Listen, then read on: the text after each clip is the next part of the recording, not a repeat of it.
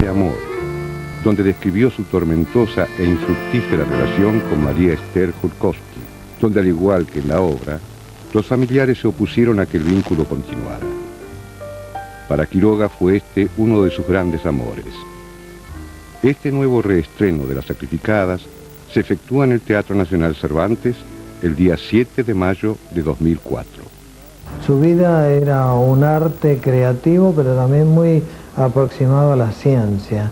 Hicimos la puesta en el año 1967, junto con Juan José Bertonasco. Yo hice la escenografía y el vestuario en el Teatro Sarmiento, y fue una obra realmente muy sorprendente, porque fue una novedad, porque uno siempre imagina que un escritor que es poeta y que es cuentista no tiene la posibilidad de elaborar un proyecto teatral, y sin embargo realmente la obra era muy tremenda, fantástica. Es cierto que tenía un elenco muy atractivo con una actriz maravillosa que se llamaba Lilian Riera, que era la protagonista. Me parece que te conozco, mascarita. Podría ser más educado, señor. No estoy en la calle. Sonsote ni siquiera me conoce. ¿Tiene muchas ganas de casarse?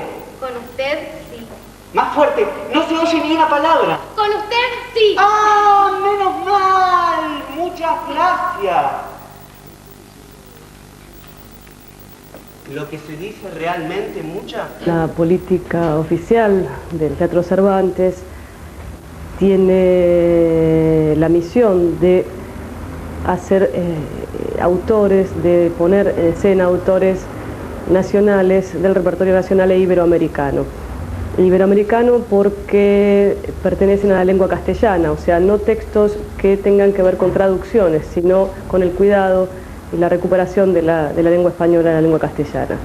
Teatro Repertorio Nacional, sobre todo, obviamente, por el tema de la identidad.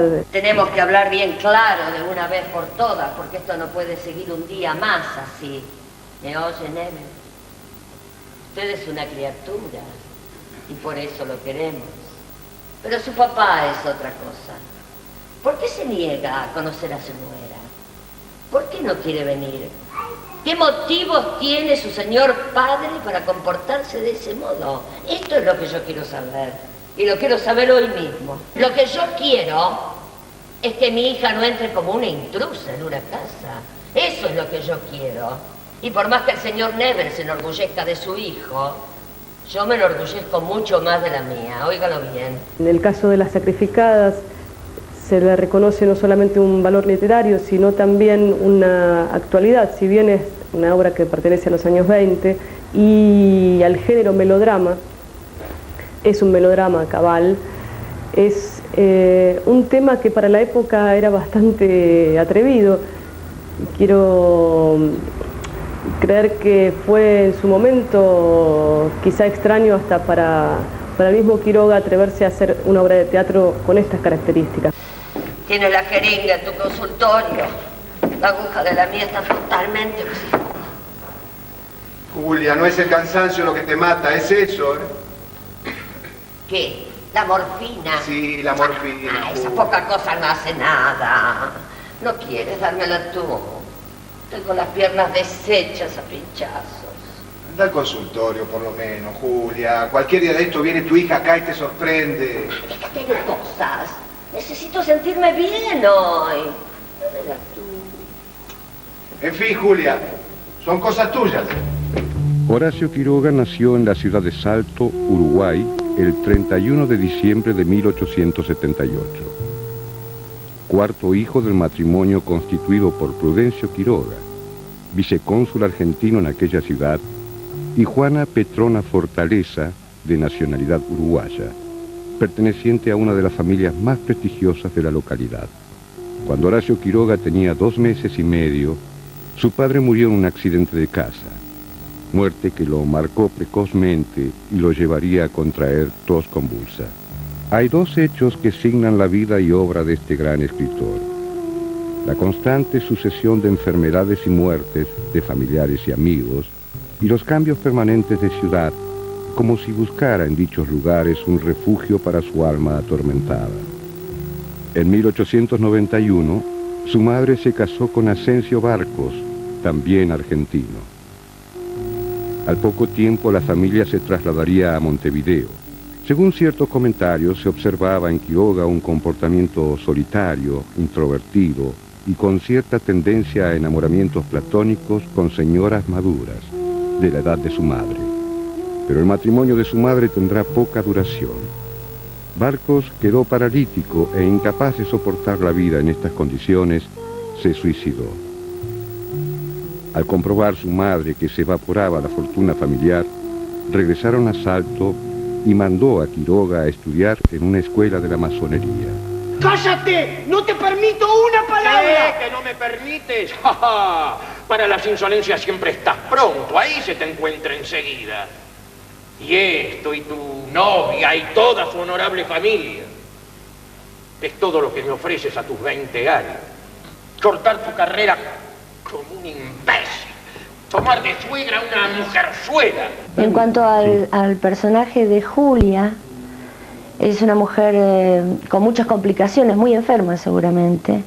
Así que no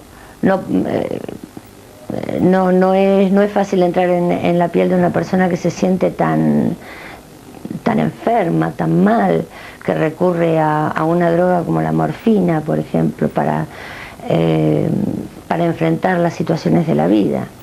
Es decir, que todo eso fue un trabajo bastante interesante de transitar y muy doloroso. La sociedad no le permite entrar, digamos, a una vida un poco más tranquila y ordenada.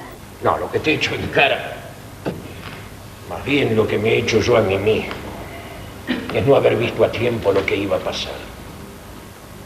Te quería dejar libre. Tenía la esperanza de que fueras un hombre.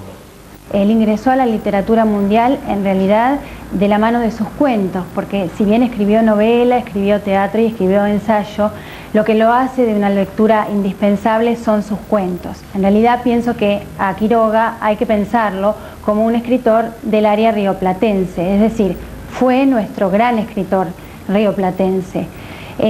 Quiroga realizó grandes aportes a la literatura latinoamericana. El primer gran aporte fue esta relación entre literatura e industria cultural. Es decir, Quiroga puede considerarse el primer escritor profesional, nuestro primer escritor profesional. En él, estas ganas de escribir y ganar y vivir de su escritura. Papá, consciente. No, vete al diablo. Si tú no tienes dignidad, el viejo Nebel la tiene por los dos.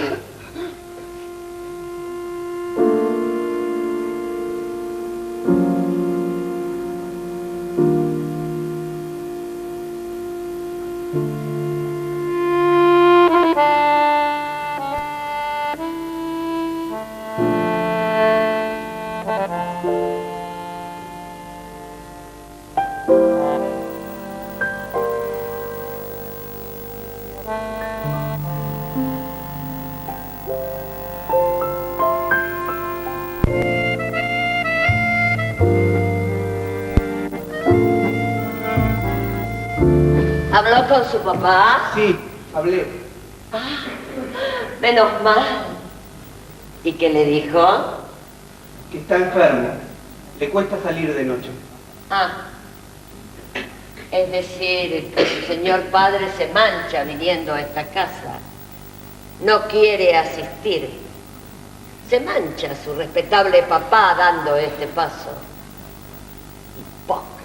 Quiroga, en su etapa adolescente, imbuido quizás de la lectura de Edgar Allan Poe, buscaba independizarse de la tutela familiar. Se volvió despilfarrador y se declaraba poeta por voluntad y vocación. Fundó con un grupo de compañeros amantes de la literatura la comunidad Los Tres Mosqueteros y se apasionó por los textos franceses, Charles Baudelaire, entre otros.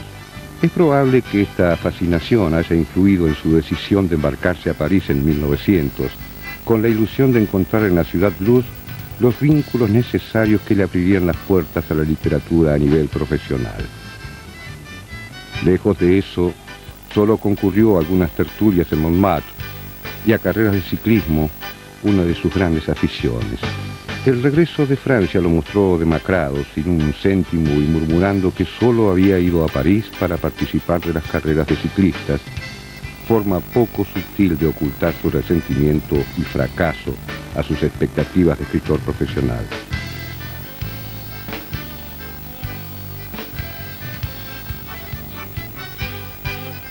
Perdónela, mamá.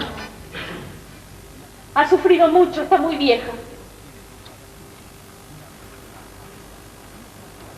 No hubiera creído hoy. Sí. Es todo lo que nos reservaba el destino.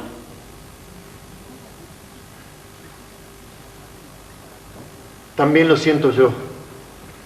Si quiere me voy. Me voy para siempre. ¿Para qué?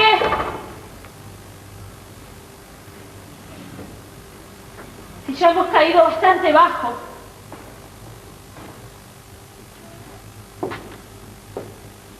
Lo único que siento es haberlo conocido antes. Lidia. Lidia. No. Después. Lidia. ¿Queda algún recuerdo? Recuerdo. Por eso le he dicho que hubiera deseado no conocerlo nunca. Bueno, mi personaje es Lidia, es la hija del personaje de Tina Serrano. 15 años después, porque Roberto decidió que los personajes 15 años antes los hagan otros actores. Y yo creo que interpreto por lo menos que es una de las dos sacrificadas, un poco víctima de su madre, otro poco víctima de una historia de amor que no fue, digamos, una historia de amor interrumpida. Y es como víctima de eso durante toda la obra. Se va oscureciendo todo cada vez más. El personaje aparece ya con 26 años, con lo que significaba tener 26 años en esa época. Ya está. Probablemente no iba a casarse si no se había casado hasta el momento. Y en los ensayos, bueno, yo nunca había trabajado con Roberto. Primero se puso toda la obra, se paró, digamos, la obra.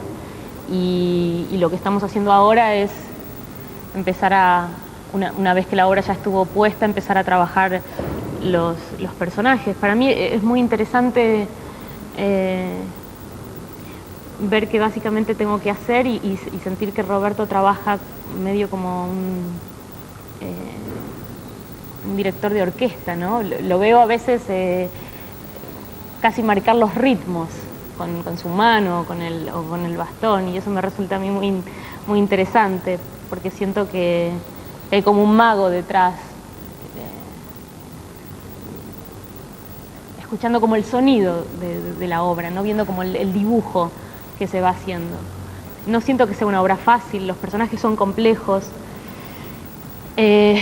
Al ser una obra que empieza creo que en 1920 y pico y termina casi en el 30, ya hay una cuestión del decir que es distinta, que para mí también eso está haciendo todo un desafío. Pero nada, es interesante, y sobre todo porque creo que es una obra escrita en ese momento absolutamente moderna, siento. Creo que hay como dos líneas, una es la historia de amor y otra es la historia de esta madre con esta hija. Desde ahí me parece una obra muy femenina. Que usted no dice la verdad. ¿Y él sí? Papaíto, déjeme en paz con su papá y todos los jesuitas de este pueblo. ¿Quiere que le diga? ¿Quiere? Yo también sé lo que pasa. Su papá. Bonita fortuna. Muy linda posición. Para los que no se quedaron en la calle por él. Usted no sabe lo que dice. ¿Que no sé? Que no sé de dónde ha sacado su fortuna robada a sus clientes y a sus peones. Ah, esto también le duele. Y esto es la culpa nuestra por meternos con una criatura como usted. Pregúntele a él. Pregúnteselo a todo el mundo. ¿Qué me viene con esos aires? El señor Nebel, el doctor Nebel, su familia irreprochable, sin mancha ninguna. Se llenan la boca con eso. Sí, su familia, la suya. No sé, me viene. Vaya, dígale, corra. Dígale cuántos cercos tenía que saltar todas las noches para ir a dormir con su mujer antes de casarse. No lo sabía, pero lo sé yo, lo sabe todo el mundo, y me viene con esos aires. Váyase, haga lo que quiera. Son cuentos que tienen finales, generalmente tienen finales muy crueles y una descripción casi policial de lo que está pasando hasta que hasta que tiene un final en que se explica todo. No solamente que se explica la línea argumental, sino que se explica el clima con el cual ha relatado el cuento. A mí me encantaba todo este estilo, me encantaba también cierta sequedad de estilo que parece la sequedad de los cuentos de Edgar Allan Poe, al cual también sé que Quiroga era muy adicto. Y luego los cuentos policiales, de los policiales negros, por ejemplo. Un estilo seco, cortante, frases cortas, casi sin adjetivos. Es decir, y con eso que se creaban unos climas de misterio y de intriga. En el caso de una estación de amor, parecía que rompía estas reglas que proponían los otros textos de este volumen. Pero entonces eso me intrigaba.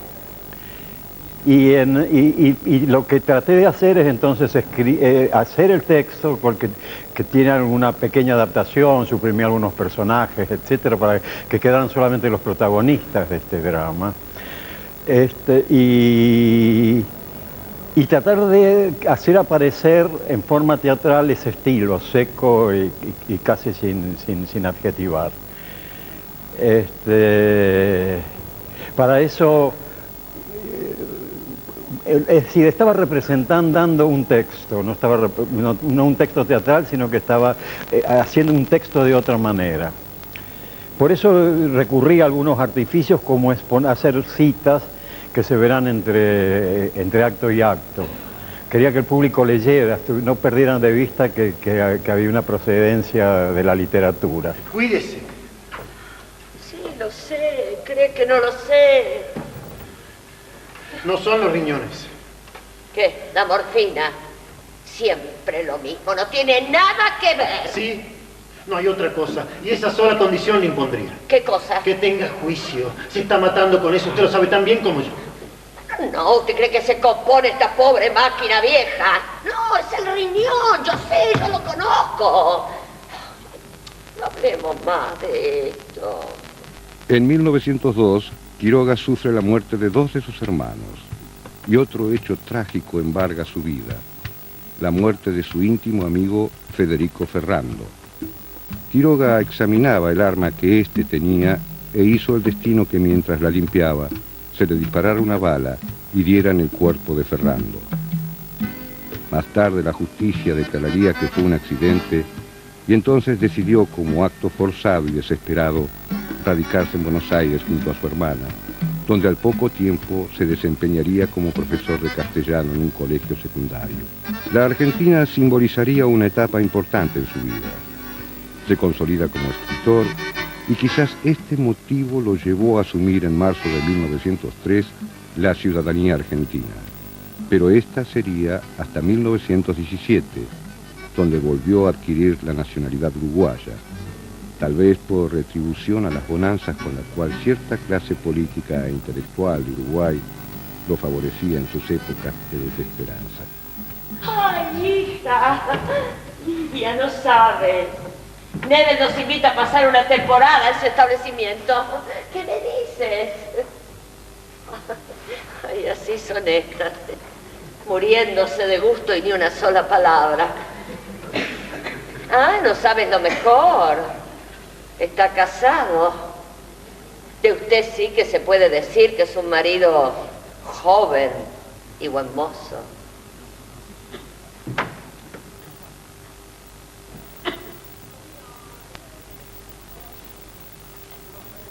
¿Hace tiempo? 4 años. Ah, eso no me lo había dicho. 4 años. 4 años es una eternidad. Ay, tan joven. Ya me caigo. Bueno, ustedes díganse lo que quieran. No tienen más que recordar.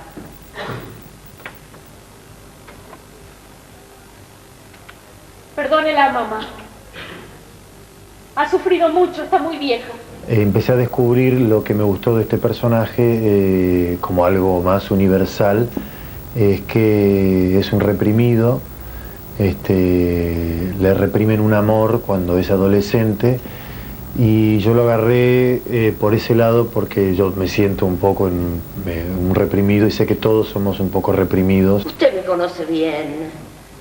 Ha sido casi como un hijo para mí. En fin, ahora le voy a hacer una confesión de madre. Usted conoce bien el corazón de Lidia.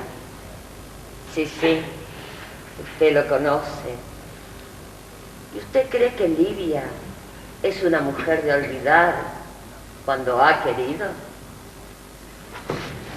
¿Cómo, Nebel? ¿Se va? Siempre el mismo muchacho, elegante. Sí, Nebel. Consciente. Es una madre quien se lo pide. Consciente, Nebel. Sí, consciente. Sí. Ay, ya decía yo. No se vive lo que uno ha vivido para desconocer a las personas. Ay, pobre mi hija, será tan feliz. Y yo, créame, necesito paz. Estoy mal, muy mal. Quiroga tenía notables condiciones para la escritura teatral. Realmente con mucha espontaneidad, que no era habitual para la época. Está, en mi opinión, muy influenciado por Kipling. Muchos hablan de que Poe tuvo que ver en muchos de sus cuentos. Evidentemente sí, Poe estuvo presente, pero para mí es más Kipling el que tiene que ver con la obra totalizadora de Horacio Quiroga. Yo creo que el tema abarcativo es la doble moral. La doble moral, la hipocresía. Las sacrificadas, de ahí el título, son dos. Por un lado la madre, por el otro la hija. Las víctimas también de esta situación es la pareja joven, que son en realidad, esta pareja es la protagonista de la pieza, que es la hija de Julia, Lidia en la ficción, y Nebel, hijo, que también proviene y trae todos los vicios morales de su padre. Con estos personajes, Horacio Quiroga conforma realmente una pieza de estupenda teatralidad, lo repito, y que merece verse.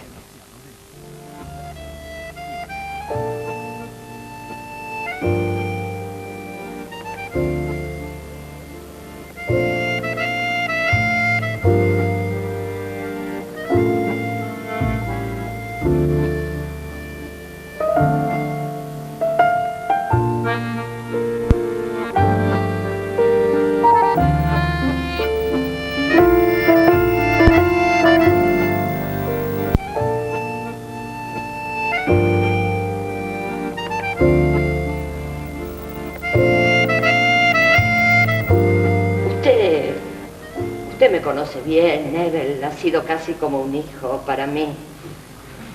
¿Me permite ser franca con usted?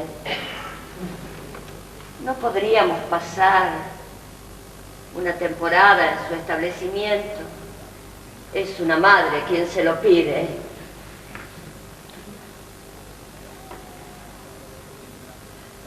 Soy casado. ¿Casado? Ah, qué desgracia. No quise decir eso, no. Tan joven. ¿Y su señora vive con usted en el establecimiento? Generalmente. Ahora está en Europa. En Europa. Con los padres. Oh, los padres. Sí, está un poco enferma. Pobre señora. Enferma y en Europa, tan lejos. En Buenos Aires, Quiroga fortaleció su vínculo con Leopoldo Lugones, a quien había conocido en Montevideo y en quien depositaría con el correr de los años la imagen paterna. Con Lugones emprendieron a modo de aventura un viaje a Misiones. Poco tardaría Quiroga en adoptar ese sitio como su hogar y más precisamente San Ignacio, donde recalaría una y otra vez. Allí emprendió gran parte de su extensa labor como escritor, seguro de que las grandes ciudades solo significaban el decadentismo y la mentira de los sueños modernistas.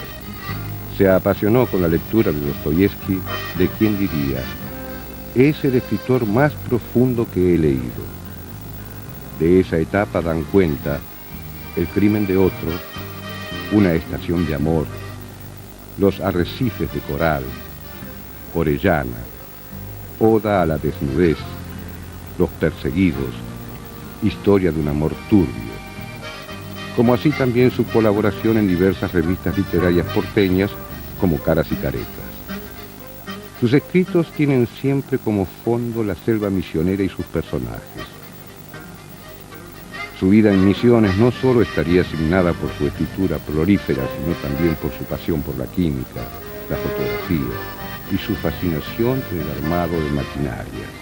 Obsesionado por mejorar su economía, elaboraba proyectos empresariales en el Chaco, mientras regresaba a Buenos Aires a hacerse cargo de una cátedra en un colegio y matizaba su estadía con diálogos en cafés con Florencio Sánchez y Roberto Pairó y tertulias literarias en casa de Leopoldo Lugones. A pesar de la constante búsqueda de pares, en las reuniones su actitud era reservada. No parecía amante de las grandes disertaciones. ¿Ha hecho una de las suyas? ¿Cómo se siente ahora? Ya ves, reuniendo todas las amarguras de mi vida para concluir de una vez. Aunque no las reúna es lo mismo, mientras tenga el poco juicio de siempre. ¿Juicio? Sí, juicio, nada más. Es peor usted que una criatura. Lo único malo que podía haber hecho es levantarse. Lo malo, para usted todo es malo. Sí, cuando se tropieza con una mujer como usted. Sabe perfectamente mejor que yo que debe evitar a toda costa un desarreglo. Lo primero que hace es levantarse. Después se queja. Yo no me quejo, nunca me he quejado. Nebel, no puedo resistir estos dolores. No importa. A usted menos que a nadie se le podría dar un calmante. Porque no es usted el que sufre. He sufrido bastante en otra época y no me quejo.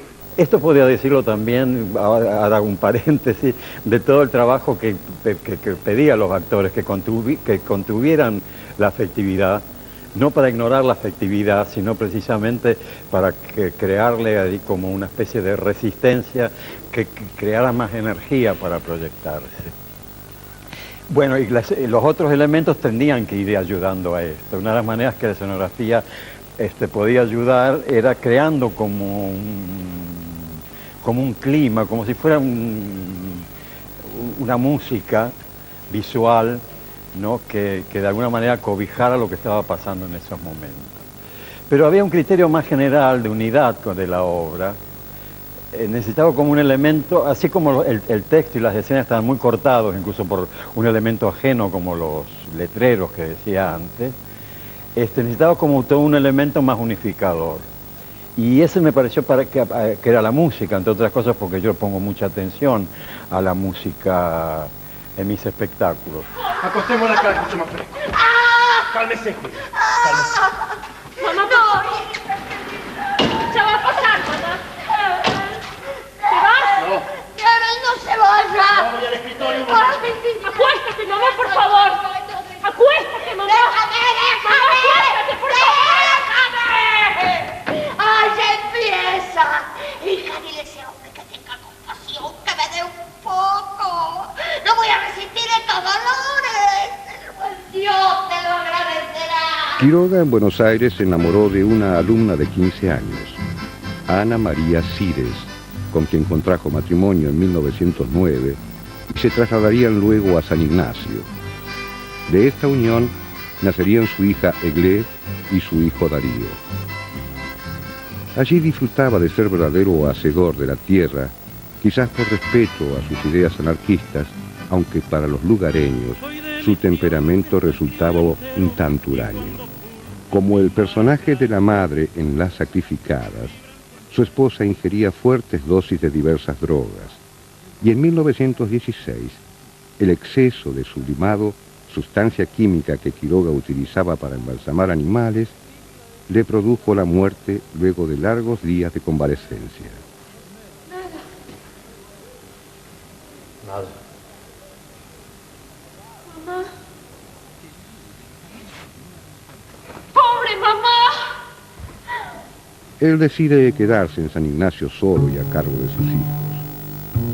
Por las noches les narraba cuentos, y así nació Cuentos de la Selva, texto que elaboró con la certeza de ser un material de lectura incuestionable para escuelas primarias y que fuera rechazado por el Consejo de Enseñanza de Uruguay. En la actualidad es texto obligado en las escuelas primarias de Argentina. De esta misma época es su magistral obra Cuentos de amor, de locura y de muerte. Corría el año 1918 y se trasladaba nuevamente a Buenos Aires, donde gracias a sus vinculaciones políticas con el Partido Colorado, consiguió cumplir funciones diplomáticas. Le tolerarían faltas, incumplimientos, y se comenta que era típico entrar a su despacho y verlo trabajar en sus escritos en lugar de desempeñar las labores para las cuales había sido nombrado. ¿Tú sabes que tu madre está muy enferma? Es que está más enferma de lo que crees. Quería decírtelo hoy, ahora cuando entré. La gracia que ha hecho en levantarse. He telegrafiado, pero estamos en la loma del diablo, que antes del amanecer no creo que venga el médico. ¿Qué quieres que te diga? En el estado que está y con el riñón como lo tiene, cualquier crisis. Pobre mamá. Nebel. No se podría. Morfina, ni media gota. La poca fuerza que tienes para sufrir. Eso debían haberlo visto ustedes antes. Ahora es tarde. Nebel. No es nada. Déjala. Tiene que sufrir todavía. La selva tendría, todo el tiempo se tenía que intuir. Todo el tiempo la queríamos presente, pero sin que se viera. Como que la gente la sintiera de alguna manera. No lo dice el texto, pero sí uno lee a Quiroga y siempre está la selva presente o los animales. Entonces todo eso se va a ver al final de la obra, y entonces en lugar de la selva elegí el corazón de la escenografía, el núcleo, el centro, que está todo el tiempo tapado como si fuera un pueblo en movimiento, como toda la estructura, seguramente de los palcos superiores se va a ver como un pequeño pueblo, una ciudad, que se mueve constantemente, y queríamos que se presienta esto de selva, que se va a ver claramente al final cuando se abren las puertas y entra la madre ya enferma para morirse, y luego la usamos al final para que se escapen estas dos personajes centrales, esta historia de amor quebrada que nunca llega a nada. Con respecto al amor, que es otro de los temas que aparece, también es en sus cuentos al principio es un amor ideal, es un amor romántico, pero que luego, a medida que avanza sus relatos,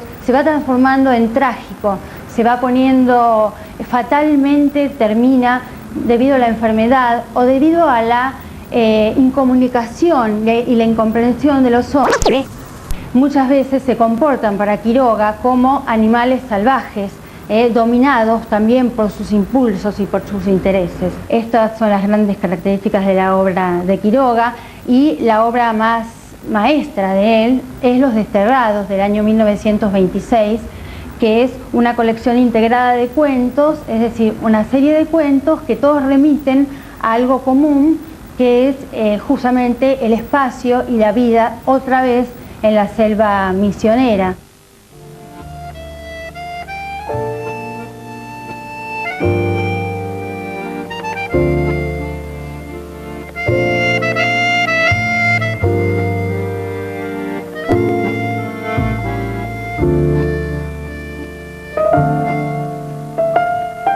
obra teatral que narra la frustración de un amor sometido a los designios familiares, la fatalidad del destino y el sacrificio como símbolo del sometimiento de los hombres a la vida.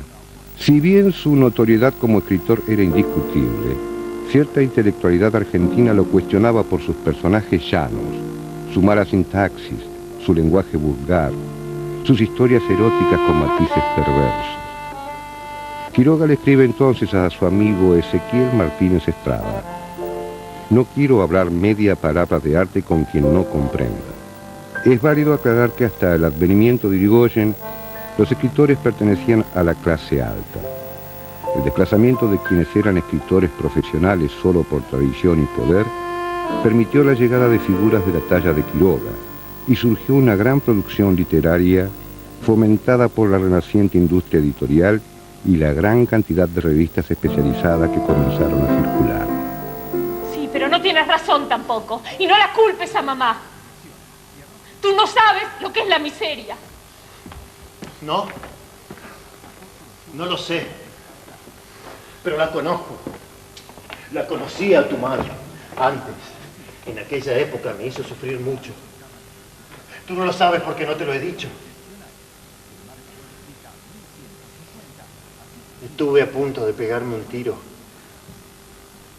Y era en serio, te lo aseguro. Tú no sabes lo que era para mí. Pero ella era otra cosa antes. Loca y todo, conservaba un resto de... Era otra cosa. Porque teníamos más dinero. No, no es una cuestión de dinero. Es una cuestión de dignidad. Nada más. Dignidad.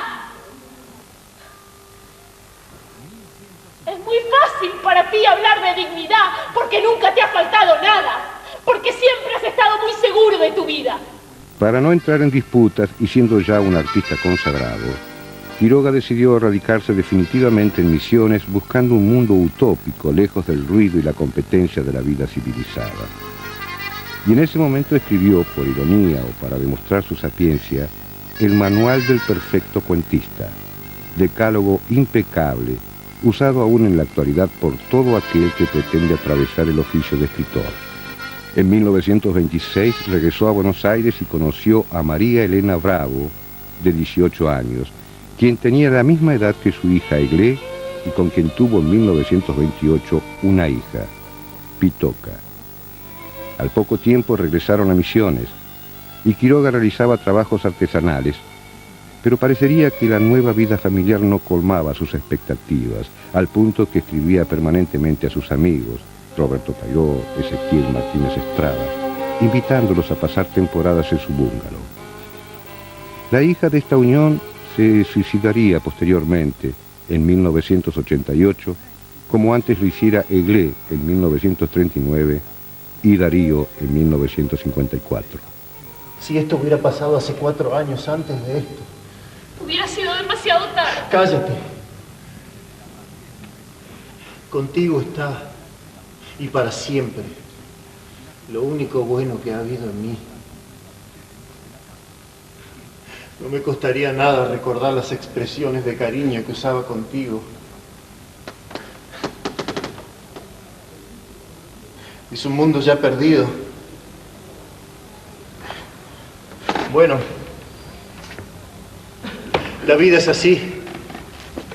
Imposible volver atrás. Tal es, sin embargo, no me quejo. Soy feliz. Quiero mucho a mi mujer. Perdóname. No te quiero hacer daño, compréndeme. Hay en todos los hombres 2 vidas bien distintas y completas. Una hasta los 25, otra después. Es gracias a Quiroga que la selva, el territorio, los personajes, la flora, la fauna y la experiencia del hombre de la selva argentina aparece por primera vez en forma simbólica, ¿no? Y esta selva es una selva que a la vez es el territorio de la aventura, es exótica, es fascinante, pero también y por sobre todas las cosas es peligrosa, es hostil y es implacable con el hombre. Lo que pasa es que pareciera que Quiroga nos quiere decir que en esta selva tiene sus reglas, que el hombre que quiera vivir en ella las debe no solamente conocer, sino sobre todas las cosas respetar esas reglas. La vida de Quiroga estuvo plagada de innumerables experiencias trágicas y vinculadas con la muerte. Y ese tragicismo y esa muerte aparecen como una constante en toda su obra. En 1936 reapareció en Buenos Aires y se interna en el Hospital de Clínicas para hacerse unos estudios, pero en los momentos donde su dolor se atenuaba, le permitían salir a recorrer las calles. Finalmente solicitó conocer la verdad y los médicos le diagnostican un cáncer gástrico. El 18 de febrero de 1937, luego de un largo paseo, compra cianuro y el 19 aparece muerto en la habitación. Horacio Quiroga fue velado en la Casa del Teatro, sede de la Sociedad Argentina de Escritores, de la que había sido fundador y vicepresidente. Quiroga fue un hombre incapaz de escribir para sí, para acumular papeles en los cajones y verlos llenarse de polvo. Su conciencia de la profesionalidad sirvió para ayudar a colaboradores y pares, logrando que todos aquellos que tuvieran aunque una mínima participación en una revista percibieran un honorario por ello. Sus restos fueron trasladados a Salto, su ciudad natal, porque como recordara él mismo en alguna oportunidad, hasta los elefantes vuelven a su lugar de origen. El gobierno uruguayo no trasladó la renta diplomática a su esposa, al tiempo que su casa de San Ignacio fue literalmente saqueada. El cúmulo de fatalidades que pesan y se acumulan sobre una existencia. Sobre esta cabeza no, sobre aquella sí, sobre esta otra también. Nadie como tú, te lo juro, pudo esperar la felicidad con el corazón más abierto y la frente más alta, y ya ves a dónde hemos venido a parar. Una sacrificada por la vida, nada más. Bueno, por esto me comprenderás ahora. Toma. Ya hemos destrozado y recompuesto hasta donde era posible lo que quedaba entre nosotros. Toma. Para mí no es nada, para ti. Podrías vivir casi independiente, bien sabes que vale la pena. Por favor. Toma. Sí. Acepto. Quizás al final de sus días, Quiroga pudo sentir que algunos de sus ideales se habían cumplido y que su obra no había sido en vano. En una de las últimas cartas escritas a su amigo Ezequiel Martínez Estrada, manifestaba: la esperanza de vivir para un árbol joven es de idéntica esencia a su espera del morir, cuando ya dio sus frutos. Felicidad. Mucha.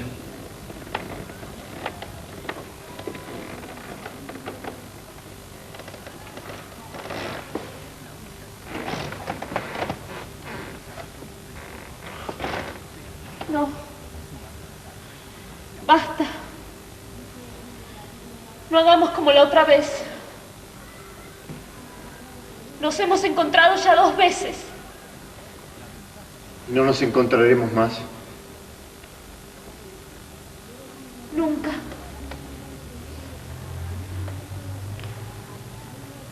Conservemos, por lo menos, la memoria de un dulce recuerdo.